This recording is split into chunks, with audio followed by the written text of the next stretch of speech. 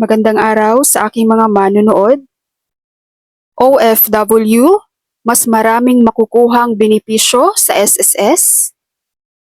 Nilagdaan ng Department of Migrant Workers or DMW at Social Security System or SSS ang isang Memorandum of Understanding para mapahusay ang akses sa Social Security at benepisyo para sa mga overseas Filipino workers or OFWs at ang kanilang mga pamilya. Sinabi ni Migrant Workers Secretary Hans Leo Kakdak na ang mga OFW at kanilang pamilya ay uhaw sa impormasyon kung paano gumawa ng matalinong desisyon para sa higit na panlipunang proteksyon at kalayaan sa pananalapi. Dahil dyan, nagpapasalamat siya sa partnership na ito sa SSS para matulungan silang makamit ang financially and socially secured life, lalo na sa kanilang reintegration.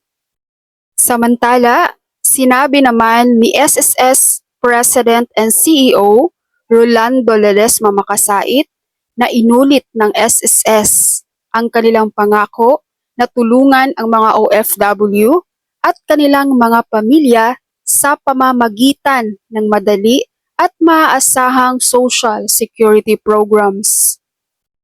Sinabi din ni Makasait na dati ay 1 milyon lamang ang OFW membership sa SSS.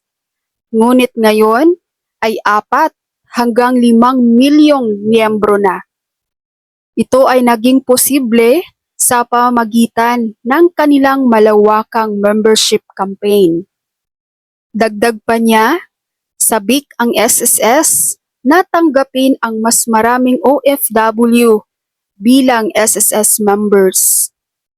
Sa pamamagitan ng partnership na ito, ang mga OFW at kanilang mga pamilya ay maaaring magkaroon ng mas mahusay na akses sa social safety nets para sa pagreretiro, kawalan ng trabaho, at iba pang contingencies.